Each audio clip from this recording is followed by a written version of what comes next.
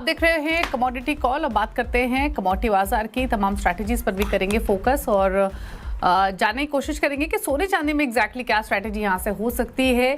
क्या यहाँ पे रेंज और मोमेंटम रहेगा या थोड़ी गिरावट देखने को मिलेगी। कच्चा तेल वापस $93 के पार निकला है, क्या यहाँ पर खरीदारी का मौका है। इन सब पर बातचीत करते हैं। हमारे साथ है एसएसजे फाइनेंस एंड सिक्योरिटीज के VP Priyank Upadhyay, LKP securities के वीपी जतिन त्रिवेदी हमारे साथ बने हुए हैं। आप दोनों का स्वागत है। शुरुआत ट्रेडिंग स्ट्रैटेजीज के साथ कर लेते हैं। प्रियंक बताइए जो ट्रेड्स आपने आइडेंटिफाई किए हैं। गुड आफ्टरनून दीपाली जी। आज हमारी पिक बेस मेटल कॉम्प्लेक्स से रहेगी। कॉपर में डिप्स पे खरीदारी की सलाह रहेगी। अराउंड 1330-1325 के जोन्स में एक्यूमुलेट किया जा सकता है। स्टॉप लॉस रहेगा 1310 के आसपास और टारगेट से रहेंगे 1360। दूसरी पिक हमारी सिल्वर में रहेगी। सिल्वर में कंडीशनल बाय रहेगा अबाउट 217920 और स्टॉप लॉस रहेगा 214200 का और टारगेट्स अराउंड 2,22,000 के रहेंगे। ओके, तो कॉपर और सिल्वर में ट्रेड रेकमेंड किया गया है। जतिन, आपने कुछ ट्रेड्स आइडेंटिफाई किए हैं क्या? जी दीपाली, जैसे बेस मेटल में मैं देख रहा हूँ कि जिंक जो है वो कहीं ना कहीं आउट परफॉर्मेंस जो है वो चल रहा है जिंक के अंदर, तो मैं जिंक के अंदर बाइंग साइड में रहना प्रेफर करूंगा। जो भी डिप मिलती है टुवर्ड्स 275-277 ये एक अपॉर्चुनिटी रहेगी। जो अगस्त वायदा जिंक है वो अराउंड 279 के आसपास चल रहा है, तो अगस्त वायदे के अंदर बाइंग की सलाह है 275 से लेकर 277 के बीच में। हायर साइड पे मैं देख रहा हूँ कि 377 और 375 377 के बीच में, माफ कीजिएगा। और हायर साइड पे जो मेरे टारगेट्स बन के आ रहे हैं वो अराउंड 390 के आसपास के बन के आ रहे हैं। तो जिंक जो है वो मार्केट फेवरेबल लग रहा है, तो पहली पिक जो है वो जिंक के अंदर है।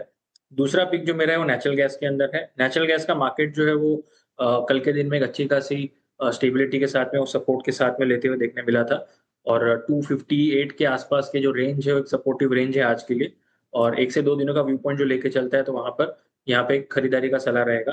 255 के स्टॉप लॉस के साथ में 260 के आसपास मिलता है तब इसको बाय करके चलना है। 255 के नीचे स्टॉप लॉस और 265 से 270 के बीच में आपके दो टारगेट्स रहने चाहिए। तो ये मेरी दो पिक है, नेचुरल गैस और जिंक, दोनों ही बाय साइड पे रहेगी।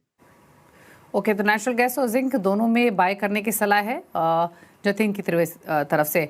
अच्छा, आप सोने चांदी की बात कर लेते हैं। सोने के खास तौर से जहां इंटरनेशनल मार्केट्स में जो प्राइसेस है वो 4000 के इर्द गिर्द घूमते हुए दिखाई दे रहे हैं।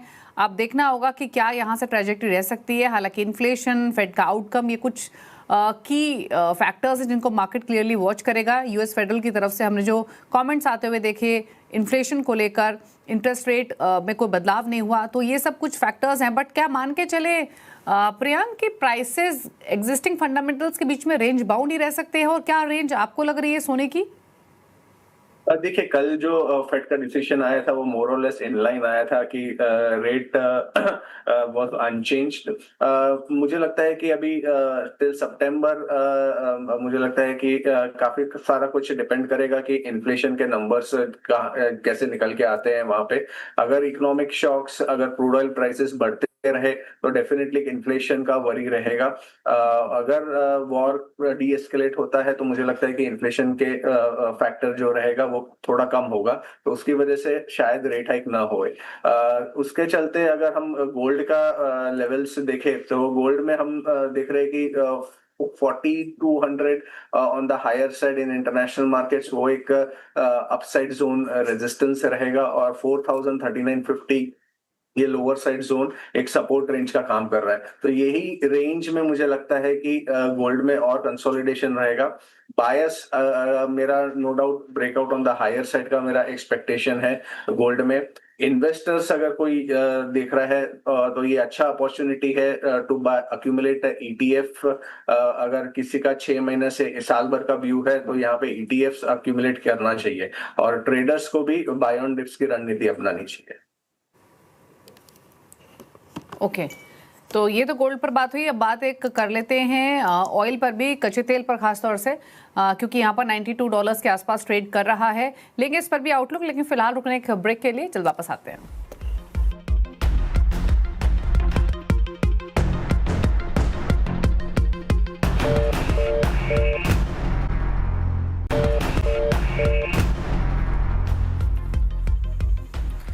आप देख रहे हैं कमोडिटी कॉल। प्रियंक उपाध्याय, जतिन त्रिवेदी हमारे साथ बने हुए हैं। बात करते हैं कुछ और ट्रेडिंग स्ट्रैटेजीज की। और अब बात कर लेते हैं कच्चे तेल की, जो इंटरनेशनल मार्केट्स में इस समय $91 के आसपास ट्रेड करते हुए दिखाई दे रहा है। अब जिस तरीके का ईरान का रिस्पॉन्स आया, यूएस स्ट्राइक्स को लेकर थ्रेटन करने की बात ईरान ने की है, उसी का हम सीधा जो जियोपॉलिटिकल स्ट्रेस है उसका सीधा इम्पैक्ट हम प्राइसेस पे देख रहे हैं। वापस 91 के आसपास आ चुका है। प्रियंक, क्या व्यू है करंट लेवल से कच्चे तेल पर? देखिए, कच्चे तेल में अभी हमने एक फॉल देखा 9200 से ऑलमोस्ट हमने एक 7600 तक के लेवल्स देखे, और वहां से जो एस्केलेशन के न्यूज फिर से उभर के आए हैं, तो उसकी वजह से एक बाउंस बैक दिख रहा है।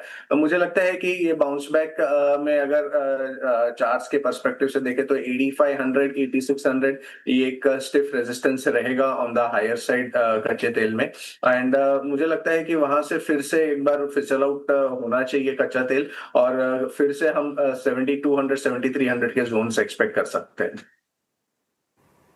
ओके, तो ये तो कच्चे तेल पर बातचीत हुई, और अभी एग्जिस्टिंग लेवल्स तो स्ट्रॉन्गर साइड पर ही बने हुए हैं। अच्छा, एग्री बाजार की तरफ रुख कर लेते हैं। और जतिन, सबसे पहले तो स्पाइसेस के पैक पर क्या व्यू है, क्योंकि ये एक ऐसी पॉकेट रही है जहां पर हमने कंसिस्टेंट स्ट्रेंथ देखी है। थोड़े डिब्बे मिलते हैं, वापस रिन्यूड बाइंग देखने को मिलती है।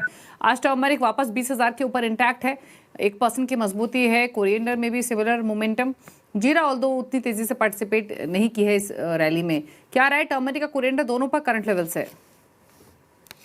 राइटली पॉइंटेड दीपाली, जिस तरह से टर्मरिक ने एक अच्छी खासी रैली दी है और अभी सस्टेन भी कर रहा है। आज के दिन भी अगर हम देखें तो 20,400 के आसपास जो है वो लेवल्स होल्ड कर रहे हैं। मुझे लग रहा है कि 19,800 जब तक ये लेवल्स होल्ड कर रहे हैं तब तक रैली जो है वो और भी फर्दर एक्सटेंड हो सकती है। और पिछले हफ्ते भर की अगर मैं बात करूं तो हफ्ते भर में एक अच्छी खासी जो पहले गिरावट आई थी early in the few days, और उसके बाद 21,500 से लेकर के जो फॉल आया है टुवर्ड्स 19,700, तो 19,700 के बाद से जो फिर से एक मोमेंटम दिख रहा है वो मुझे लग रहा है कैरी कर सकता है टुवर्ड्स 21,000 21,200। तो जब तक 19,700 800 के नीचे जब तक नहीं जाता है टर्मरिक का भाव, तब तक लॉन्ग पोजीशंस के हिसाब से रिकमेंडेशन रहेगी। लेकिन हायर साइड पे थोड़ा सा कैप है 21,000 21,200। यहाँ पे जब भी प्राइस आएंगे तो वहां पे अपनी प्रॉफिट बुकिंग कर लेने की सलाह रहेगी टर्मरिक के अंदर। दूसरा, जैसे आपने बताया कोरिएंडर, धनिया के अंदर, तो धनिया भी जो है वो कहीं ना कहीं रैली जो है वो सबड्यूट था। हफ्ते भर के अंदर अगर हम बात कर लें तो 16,000 से लेकर के 14,500 ये जो रेंज है, 14,900 ये जो रेंज है इसने पकड़ के रखी है। अब रिसेंटली जो स्विंग लो बनाए हैं इसने अराउंड अबाउट 15,000 के आसपास से, तो 15,000 मुझे लग रहा है थोड़ा शॉर्ट टर्म के लिए एक बेस सपोर्ट बन के देखने मिल रहा है धनिया के अंदर। और हायर साइड पे मुझे लग रहा है 16,000 के ऊपर जैसे प्राइसेस ट्रेड करना शुरू करेंगे तो इसके अंदर एक फ्रेश रैली जो है वो टुवर्ड्स 16,400 16,500 ये जो प्रीवियसली उसने जुलाई मंथ के मिड जुलाई के आसपास जो बनाए थे हाइज, उस लेवल्स के आसपास आ सकते हैं। तो 16,300 से 16,400 के लक्ष्य के हिसाब से जो भी लॉन्ग पोजीशन है वो होल्ड कर सकते हैं। किसी को फ्रेश लेना है तो करंट मार्केट प्राइस से थोड़ा सा डिप मिल जाता है 15,400 500 के आसपास, तो वहां पर ले सकते हैं। और हायर साइड पे 16,200 16,400 के आसपास अपनी लक्ष्य बना के चल सकते हैं। ओके, तो ये राय आपके लिए रही। अच्छा, एक क्विक कमेंट जतिन, ग्वार पैक पर भी, ग्वार सीड ग्वार गम? ग्वार गम और ग्वार सीड दोनों ही जो है आज थोड़े से फ्लैट दिख रहे हैं। हालांकि ग्वार गम के अंदर जो ये करंट वीक है वो कहीं ना कहीं एक वॉलेटाइल वीक रहा है, जहां पर रेंज जो है 11,900 से लेकर के 11,200 इसके बीच में फंसा हुआ है।